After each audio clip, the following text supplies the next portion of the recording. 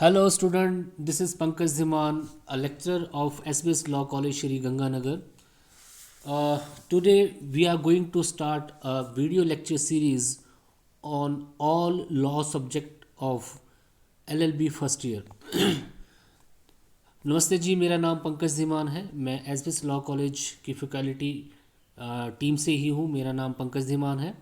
आज से मैं जो है फर्स्ट ईयर के जितने भी सब्जेक्ट हैं उस पर एक video law lecture series start करूँगा, जिसमें मैं आपके जो है सारे सब्जेक्ट जो है वन बाय वन कवर करूँगा. सभी सब्जेक्ट में जो इम्पोर्टेंट क्वेश्चन है उनको मैं यहाँ पे डिस्कस करूँगा. उनके लिए आपको लिए इजी बना दूँगा, इजी टू अंडरस्टैंड बना दूँगा. जब भी आप जो है एग्ज़ाम दें तो आपको जो है उस एग्ज़ाम को अटेम्प्ट करना बहुत इजी हो जाए. तो मेरी कोशिश ये रहेगी कि आपको जो भी मैं क्वेश्चन यहाँ पे स्टडी करवाऊँ उनको मैं आपको सिंपल से सिंपल फॉर्म में यहाँ पे डिस्कस करूँ, ताकि आपका हर एक पॉइंट और आपका हर एक कंसेप्ट जो है वो क्लियर हो जाए और आप एक बेटर जो है प्रिपरेशन जो है अपने एग्ज़ाम की कर सकें. तो हम सबसे पहले यहाँ पे फैमिली लॉ पढ़ेंगे. हम वन बाय वन सभी सब्जेक्ट को कवर करेंगे. आपका फर्स्ट जो सब्जेक्ट है वो कॉन्स्टिट्यूशन है, सेकंड लॉ ऑफ टॉर्ट है, after that family law first and family law second, after that contract first and contract second and some other subject. तो हम वन बाय वन सभी को पढ़ेंगे, लेकिन पहले मैं आपको फैमिली लॉ पढ़ाऊँगा. फैमिली लॉ में आपको फैमिली लॉ फर्स्ट पढ़ना है, पेपर नंबर 3 है, उसका paper number 4 second family law आपको पढ़ना है. इसके बाद जो है हम कॉन्ट्रैक्ट फर्स्ट और कॉन्ट्रैक्ट सेकंड को कवर करेंगे. आफ्टर दैट हम कॉन्स्टिट्यूशन और टॉर्ट को भी पढ़ लेंगे. तो ये मेरा काम है. इसके लिए मैं पूरी कोशिश करूँगा. आपको भी मेरे साथ कॉपरेट करना है. I hope you will cooperate also with me while teaching. तो यहाँ पे आपके पास फैमिली लॉ फर्स्ट है और फैमिली लॉ फर्स्ट का जो सिलेबस है उसके अकॉर्डिंग आपके पास 5 यूनिट है. यू हैव 5 यूनिट और 5 यूनिट में से हर एक यूनिट में से ईच यूनिट आपको जो है 2 क्वेश्चन आएंगे और आपको एक क्वेश्चन अटेम्प्ट करना है. तो यूनिट फर्स्ट में आपको 2 क्वेश्चन आएंगे. You have to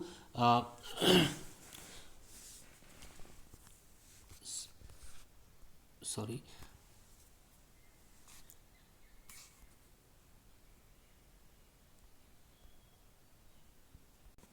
you have to attempt 1 question of each unit. तो इस तरीके से आपको सेकंड यूनिट में भी 2 क्वेश्चन आएंगे. आफ्टर दैट थर्ड यूनिट में भी 2 क्वेश्चन आएंगे, फोर्थ यूनिट में भी 2 क्वेश्चन आएंगे और फिफ्थ यूनिट में भी 2 क्वेश्चन आएंगे. आपको जो है हर एक यूनिट में से 1 क्वेश्चन जो है वो अटेम्प्ट करना है. एवरी क्वेश्चन जो होगा वो 20 मार्क्स का होगा और 20 मार्क्स के ही आपको 5 क्वेश्चन जो है अटेम्प्ट करने होंगे फ्रॉम द ईच यूनिट. तो सबसे पहले आपको मैं यहाँ पे फैमिली लॉ फर्स्ट पढ़ाऊँगा. फैमिली लॉ फर्स्ट में आपके जो इंपॉर्टेंट क्वेश्चन में से फर्स्ट क्वेश्चन जो है वो है who is Hindu. What categories of person are there to whom Hindu law applies. तो ये आपको पढ़ना है. तो वेरियस कैटेगरीज ऑफ हिंदू आपने पढ़ना है. देखिए फैमिली लॉ जब हम स्टार्ट करेंगे तो फैमिली लॉ में आपको ये ध्यान रखना है कि इंडिया में आपको थोड़ी सी इसकी बैकग्राउंड में आपको क्लियर कर देता हूँ. इंडिया में बड़ी सारी कम्युनिटीज़ हैं, रिलीजन है और एवरी रिलीजन जो है उसके अपने कस्टम हैं, अपने यूसेज हैं, अपने ट्रेडिशंस हैं और वो अपने कस्टम और ट्रेडिशंस को ही फॉलो करते हैं. हर एक रिलीजन के अपने सोर्सेज ऑफ लॉ हैं, वो उसके अकॉर्डिंग ही गवर्न होते हैं. इसीलिए जो है हमारे जितने भी रिलीजन हैं उनके अपने जो फैमिली लॉज हैं वो भी अलग हैं. अब ये फैमिली लॉज क्या होते हैं? फैमिली लॉ आपके मैरिजेस के मैटर, आपके डाइवोर्स से रिलेटेड मैटर, आपके मेंटेनेंस से related matter, inheritance, succession, property की डिस्ट्रीब्यूशन से रिलेटेड ये सारे मामले किसी भी रिलीजन के अपने अपने होते हैं. हिंदुओं में ये सारे जितने भी मैटर्स हैं उन पे हिंदुओं की फीचर्स अलग हैं, वो अलग तरीके से उनसे गवर्न होते हैं. Same like Muslim and Christian and Parsis. तो हर एक रिलीजन के अपने कुछ फैमिली मैटर्स होते हैं, वो उनकी सेटलमेंट भी अकॉर्डिंगली ही चाहता है. तो इसलिए इंडिया में जो है बिफोर द इंडिपेंडेंट जो ब्रिटिश रूल इंडिया में था तो उन्होंने भी इसी कंसेप्ट को फॉलो किया. उन्होंने हर एक रिलीजन के अपने अपने फैमिली लॉज बनाए ताकि वो उन लॉ के अकॉर्डिंग ही गवर्न हो. आफ्टर द इंडिपेंडेंस हमें हमारी जो फर्स्ट इंडिपेंडेंट गवर्नमेंट थी उन्होंने भी इस चीज़ को सोचा और क्योंकि डाइवर्सिटी बहुत ज़्यादा है, इंडिया में डाइवर्सिटी बहुत ज़्यादा है, यहाँ पे डाइवर्सिटी ज़्यादा होने के कारण जो है लोगों की सोच, उनके रहने सहने में, उनके बोलचाल में, उनके कल्चर्स में, उनके ट्रेडिशंस में बहुत ज़्यादा फ़र्क आ जाता है। और वो ये नहीं चाहते हैं कि उन पे किसी और रिलीजन के कस्टम्स और ट्रेडिशन जो हैं वो थोपे जाएं, फोर्स्ड किए जाएं। तो इस वजह से आफ्टर द इंडिपेंडेंस हमारी पार्लियामेंट ने, हमारी गवर्नमेंट ने भी उसी पैटर्न को फॉलो किया जो कि ब्रिटिश रूलर्स फॉलो करते थे। उन्होंने हमारे इंडिया में हर एक रिलीजन के लिए अपने अपने फैमिली लॉज बनाए। तो इसका जो है रिज़ल्ट ये निकला कि हिंदुओं के लिए इंडिया में अलग लॉ है, मुस्लिम्स के लिए अलग लॉ हैं, और सेम लाइक क्रिश्चियंस और पारसीज के लिए भी अलग अलग लॉ हैं। वो अपने अपने लॉ के अंडर गवर्न होते हैं, specially matter like marriages, divorce, maintenance and succession, property से रिलेटेड मैटर जो आप यहाँ पे सभी डिस्कस करेंगे। कई बार जो है इसका क्रिटिसिज्म भी होता है, हर बार ये मांग उठती है बेसिकली कि हमारे कंट्री में सभी लोगों के लिए एक ही कानून होना चाहिए। ठीक है जी, हर एक लोगों के लिए एक ही कानून होना चाहिए। कॉन्स्टिट्यूशन ऑफ इंडिया के आर्टिकल 14 में भी यही बोला गया है। आपको कॉन्स्टिट्यूशन में पढ़ाऊंगा तब आप देखेंगे, कॉन्स्टिट्यूशन के आर्टिकल 14 में भी यही बोला गया, equal protection, equality before law and equal protection of law. Equality before, कानून के समक्ष सभी को समान होना है। लेकिन जब हम फैमिली मैटर्स की बात करते हैं तो शादियों के जो कस्टम हैं वो हिंदुओं में अलग हैं, मुस्लिमों में अलग हैं, क्रिश्चियंस में अलग हैं। एक ही देश में होने के बावजूद भी हम मेरी शादियाँ जो है डिफरेंट है। हिंदुओं में जो शादी की एज है वो 18 ईयर और 21 है, लेकिन मुस्लिम में जो शादी की एज है वो 15 ईयर है। ऐसे ही हिंदुओं में डाइवोर्स के लिए आपको जो है कुछ आपको कोर्ट में जाना पड़ता है, वहाँ पे आपको ग्रांट करवानी पड़ती है डिक्री ऑफ डाइवोर्स। लेकिन मुस्लिमों में प्रोनाउंसिएशन ऑफ तलाक तलाक तलाक करके ही तलाक हो जाता है। तो यहाँ पे आप देखिए कि एक ही देश में रहते हुए हमारे पास लॉ कितने कितने डिफरेंट हैं। हर एक कम्युनिटी के लिए, हर एक रिलीजन के लिए लॉ डिफरेंट है।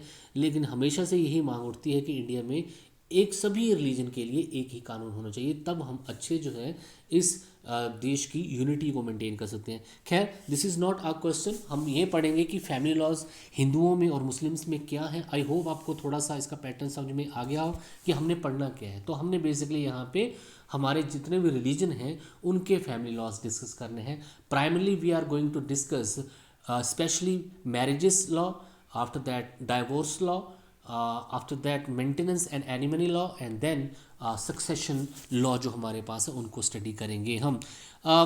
फैमिली लॉ बहुत ही इम्पॉर्टेंट सब्जेक्ट है as far as your practice concern, और बहुत ही इंटरेस्टिंग सब्जेक्ट भी है, क्योंकि आपको यहाँ पे जो है डिफरेंट डिफरेंट रिलीजन्स के कस्टम और यूसेज और उनके different different laws regarding marriage and divorce and etcetera आपको जानने को मिलते हैं। तो I hope it's going to be very interesting, और आपको इसमें मज़ा भी आएगा, और एज वेल एज आपका जो है यहाँ पे बहुत सारे कंसेप्ट भी क्लियर होंगे जो कि आपको at the time of practice, अगर आप प्रैक्टिस लाइन में जाना चाहेंगे, अगर आप प्रैक्टिस करना चाहेंगे, तो अब एडवोकेट बनना चाहेंगे तो आपको वहाँ पे काम में आएंगे। तो फर्स्ट आपके पास देखिए, जब भी हम इंडिया में किसी लॉ को अप्लाई करते हैं स्पेशली फैमिली मैटर में, तो सबसे पहले हम देखते हैं उसका रिलीजन। अगर वो हिंदू है तो हिंदुओं के लॉ ही उस पर अप्लाई होंगे, स्पेशली फैमिली मैटर जो भी अभी आपको बताया। अगर वो मुस्लिम है तो उस पर मुस्लिम लॉ जो है वो ही अप्लाई होंगे। तो फर्स्ट ऑफ ऑल हमें ये क्लियर करना है कि हु इज़ हिंदू। अगर वो हिंदू है तभी उस पर हिंदू लॉ अप्लाई होगा, अदरवाइज उस पर, अगर वो मुस्लिम है तो फिर उस पर हिंदू लॉ अप्लाई नहीं होगा, तब उस पर जो है कौन सा लॉ अप्लाई होगा, मुस्लिम लॉ अप्लाई होगा। तो आपको जो है सबसे पहले आपके पास क्वेश्चन यही है कि ये बताइए कि हु इज़ हिंदू। तो in the eye of law, कानून की नज़र में हु इज़ हिंदू। तो देखिए इसके लिए हमारे पास एक एक्ट है, इंडियन गवर्नमेंट ने इंडियन पार्लियामेंट में way back after just after the independent एक एक्ट बनाया था जिसका नाम था Hindu marriage act 1955। Hindu marriage act जो है 1955, इस एक्ट के अंडर हिंदुओं के मैरिज के कंसेप्ट एंड डाइवोर्स के कंसेप्ट सभी कवर किए गए। अब एक हिंदू जो है उसका लॉ जो है कोडिफाइड हो चुका है, और हिंदुओं को उसके अंडर ही गवर्न होना है। और इस एक्ट के अंडर ही जो एक हिंदू को डिफाइन किया गया है कि हु इज़ हिंदू, हिंदू है कौन, इसको जो है हमें यहाँ पे पढ़ना है। तो अब हम इसको पढ़ते हैं।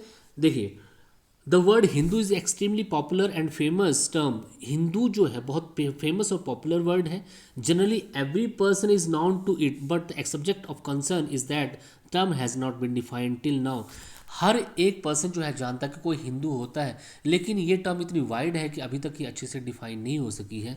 अ person may be called as Hindu but very few people know why they are Hindu. हर किसी को पता होगा कि हिंदू होते हैं, लेकिन वो हिंदू है क्यों ये किसी को पता नहीं है। तो अगर हमने हिंदुओं के लॉ पढ़ने हैं तो हमें पहले ये समझना होगा कि हु इज़ हिंदू, क्योंकि मैंने आपको पहले ही बताया अगर वो हिंदू है तभी उस पर हिंदू लॉ अप्लाई होगा। राधा कृष्ण ने एक बुक लिखी थी हिंदू व्यू ऑफ लाइफ। देखिए बहुत इंपॉर्टेंट बुक है हिंदू व्यू ऑफ लाइफ। उसने बताया था at once place said that there was a time when a person was identified as Hindu on the basis of religion. एक टाइम था जब किसी पर्सन को उसकी रिलीजन के बेसिस पे हिंदू माना जाता था। A person who resided in India was called as Hindu. जो इंडिया में रहता था उसको हिंदू बोला जाता था, यहाँ पे लिखा हुआ है। At the same time the word Hindu represented at the nationality. और एक ऐसा टाइम आया जब राष्ट्रता के बेसिस पे किसी देश की हमारी नेशनलिटी इंडियन है, इट मीन्स वो हिंदू है, ये माने जाने लगा। It originated among those people who lived among the Indus valley civilization. अब यहाँ पे जो मेन बात है कि ये कंसेप्ट कहाँ से स्टार्ट हुआ, हमने अपने आप को हिंदू बोलना कब शुरू किया। देखिए इंडस वैली सिविलाइजेशन आपने पढ़ा होगा, सिंधु घाटी की सभ्यता। अगर आप आपने हिस्ट्री पढ़ी है तो आपको पता होगा इंडस वैली सिविलाइजेशन जो है oldest civilization of the world है। और वहाँ पे जो भी उनके जो आज डिस्कवर हुआ है या जितने भी माइनिंग हुई है या जहाँ से जो भी मिला है, वहाँ पे ऐसा लगता था कि कुछ लोग ऐसे थे जो कि हिंदुओं की तरह रहते थे। देखिए अगर आप अब जो सिंधु घाटी की सभ्यता और हड़प्पा सिविलाइजेशन या फिर मोहनजोदड़ो जितने भी नगर थे, अगर वहाँ की जो खुदाई हुई है उसके बेसिस पे हम बोल सकते हैं कि उनकी जो रिचुअल्स थे, उनके कस्टम, जो ट्रेडिशन थे, वो समथिंग लाइक हिंदू थे। हालांकि उनको हिंदू नहीं बोला गया है क्योंकि वो पेड़ों की पूजा करते थे। पशुपतिनाथ की मूर्ति वहाँ पे मिली है। इसके अलावा वो शवों को जलाते भी थे, दफनाते भी थे, और नंबर्स ऑफ थिंग वहाँ से मिली हैं जिससे हम ये पता लगा सकते हैं। इंद्र देव की वो पूजा करते थे, बड़े सार गरुड़, वायु देवता, इन सभी की पूजा से हमें ये लगता है कि उनमें हिंदुओं के फीचर थे जो आज भी थे। तो हम अपने रूट्स वहीं से मान सकते हैं। इसलिए Hindu religion world's oldest religion जो है माना जाता है, क्योंकि Indus valley civilization also the oldest civilization in the world. तो यहाँ पे ये चीज़ है। तो इंडस सिंधु घाटी सभ्यता से ही कहीं ना कहीं हिंदू वर्ड निकला। इंडस इसको इंग्लिश में बोला जाता है, हिंदी में इसको जो है सिंधु घाटी की सभ्यता। तो सिंधु से ही हिंदू ये वर्ड फेमस हुआ। Those people which lived in the Indus valleys were called as Hindu. तो उस टाइम जो लोग जो है सिंधु घाटी सभ्यता के सिंधु नदी के आसपास रहते हैं, इंडस वैली जो है, जो सिंधु नदी है, जो लेह लद्दाख से निकलते हुए मानसरोवर तिब्बत से निकलते हुए लेह लद्दाख होते हुए पाकिस्तान में जाती है, इस एरिया के पास जो सिविलाइजेशन, जो सभ्यता जो विकसित हुई, उसको जो है सिंधु घाटी की सभ्यता बोला गया। और वहीं से जो लोग रहते थे उन्हीं को हिंदू बोला गया। But as a Muslim states were founded, लेकिन जैसे जैसे मुस्लिमों की इन्वेंट इंडिया में हुआ तो उन्होंने जो है हिंदुस्तान को, जहाँ पे हिंदू रहते थे, जहाँ पे ये सारे लोग रहते थे, उनको उन्होंने हिंदुस्तान का नाम देना स्टार्ट कर दिया। तो मुस्लिमों ने ही एक्चुअली जो है इसको हिंदुस्तान का नाम दिया और हिंदुस्तान में जो रहते हैं उनको हिंदू बोलना स्टार्ट किया। तो ये एक बेसिक हिस्ट्री है कि कहाँ से जो है ये हिंदू वर्ड आया है। तो मैंने आपको बताया इंडस वैली सिविलाइजेशन, सिंधु घाटी की सभ्यता में जो लोग रहते थे उनके कहीं ना कहीं यूसेस, कल्चर और जो उनकी थॉट्स थे वो सेम लाइक हिंदू थे। तो वहीं से सिंधु से हिंदू, और उसके बाद जब मुस्लिम इंडिया में आए तो उन्होंने जो है हमारी कंट्री को जो है हिंदुस्तान का नाम दिया और यहाँ पे रहने वाले लोगों को जो है किसका नाम दिया, हिंदुओं का नाम दिया। Okay, that is clear now. ये थोड़ा सा पेजेस में गड़बड़ है, लेकिन फिर भी हम मेंटेन करेंगे। देखिए अब आपको ये यहाँ पे पढ़ना है, आप अपनी बुक में दे सकते हैं कि person to whom Hindu law apply. तो जो हमारे पास हिंदू लॉ है, देखिए हमारे पास हिंदू लॉ है कौन कौन से, एक बार मैं आपको बता देता हूँ।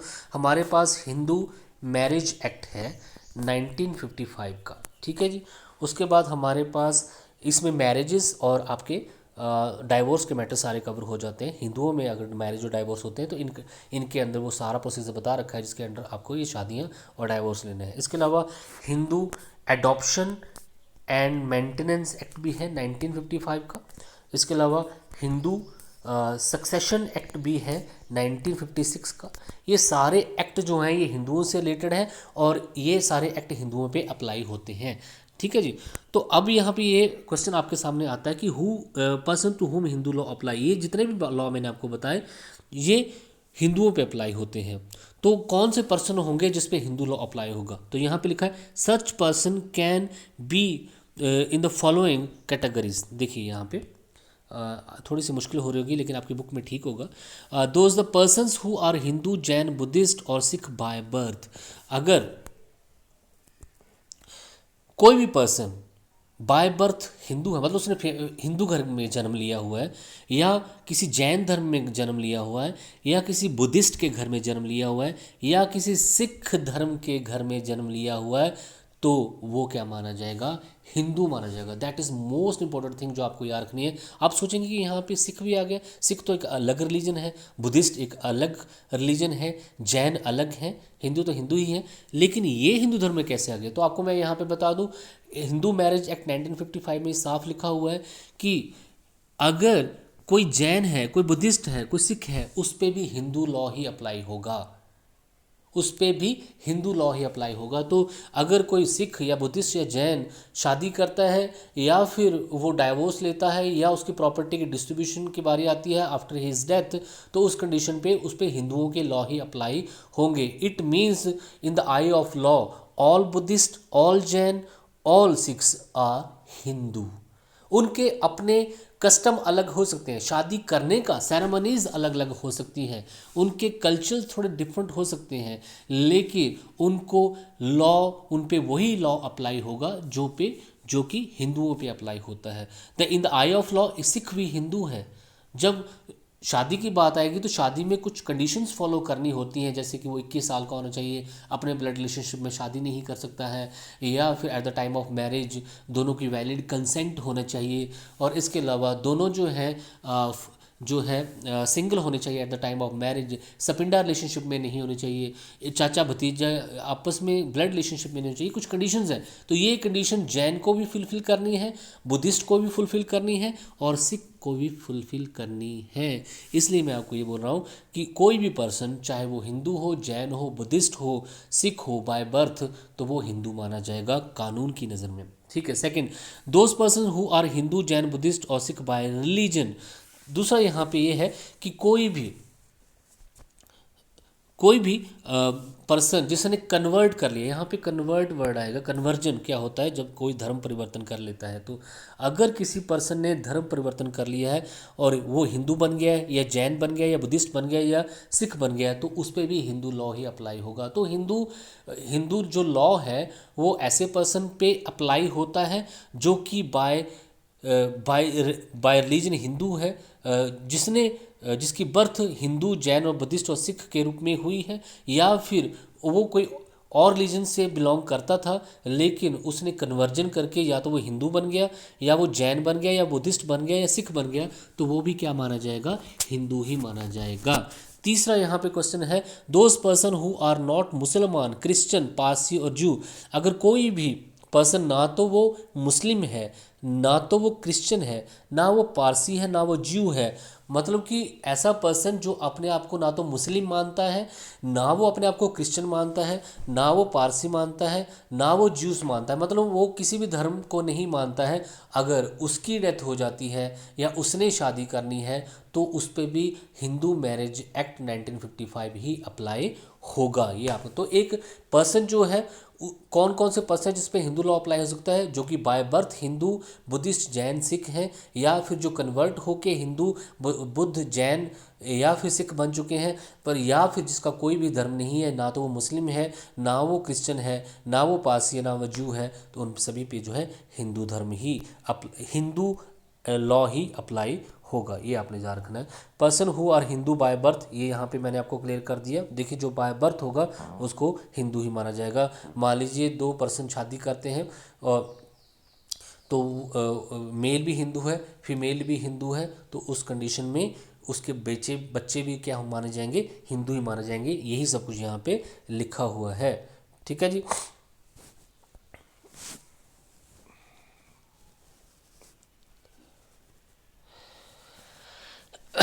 इसके अलावा और क्वेश्चन आपके पास, application of Hindu law over the scheduled tribe. तो शेड्यूल्ड ट्राइब पे क्या हिंदू लॉ अप्लाई होता है? नहीं, वहाँ पे साफ लिखा हुआ है, many time of question arose that a codified Hindu law does not apply to those person which belong to the scheduled tribe under the article, Indian constitution के आर्टिकल 366 क्लॉज 25 में साफ लिखा हुआ है, section 2 of the Hindu marriage act and the case of Dasharath Guru versus Kadam versus Jitan के cases में भी साफ बोला गया।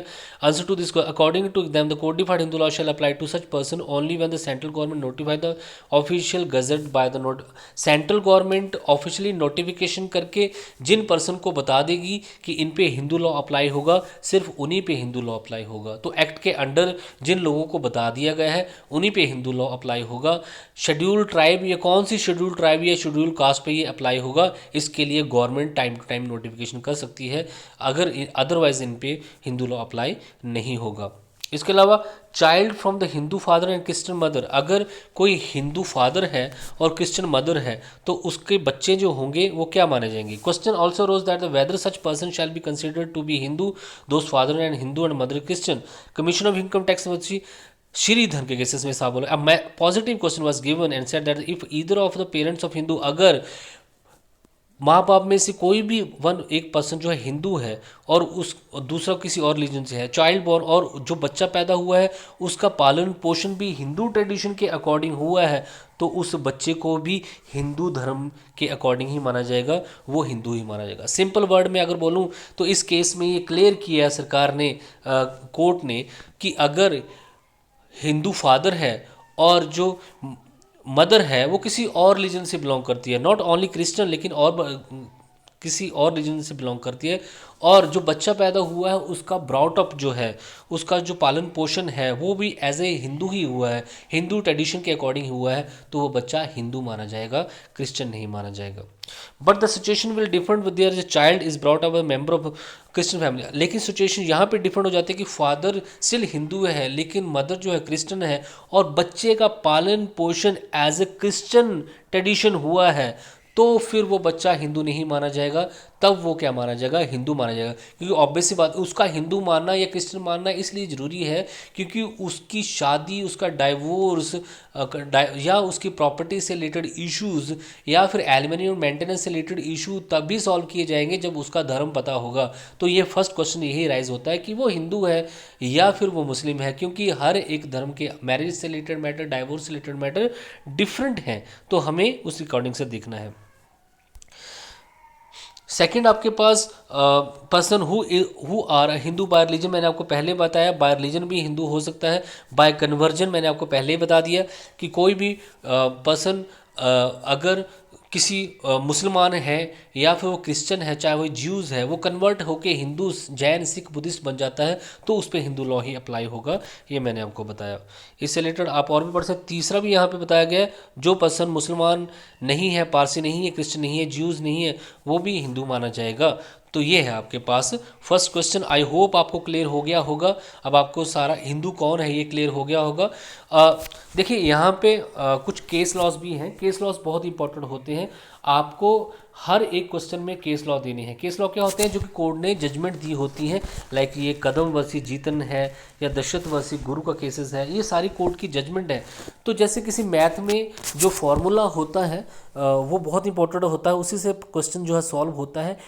लॉ में आपको अपने पॉइंट ऑफ व्यू को जस्टिफाई करने के लिए आपको केस लॉ देने पड़ते हैं, रिगार्डिंग केस लॉ देने पड़ते हैं। उसमें आपको सिर्फ और सिर्फ जजमेंट ही लिखनी होती है, बाकी कुछ नहीं लिखना होता। तो केस लॉ बहुत इंपॉर्टेंट है, आप अपने पॉइंट को with the help of case law लिखिए, आपके अच्छे मार्क्स जो हैं आएंगे। एक बार फिर से रिकैप कर देता हूँ। आपने हिंदुओं को समझा कि हिंदू वर्ड आया कहाँ से, फिर आपका ये क्वेश्चन था नेक्स्ट कि किस पे हिंदू लॉ अप्लाई होता है, on which person Hindu law apply. तो 3 कैटेगरीज में डिवाइड किया आपने, ऐसे सारे पर्सन जो कि बाय बर्थ हिंदू हैं, हिंदू हैं, जैन है, बुद्धिस्ट हैं, सिख हैं, वो सारे क्या माने जाएंगे, हिंदू माने जाएंगे और उन पे हिंदू लॉ ही अप्लाई होंगे। जैसे कि मैंने आपको बताया, Hindu marriage act, Hindu succession act, या फिर Hindu adoption maintenance act, Hindu minority act, वो सारे एडॉप्शन मेंटेनेंस एक्ट।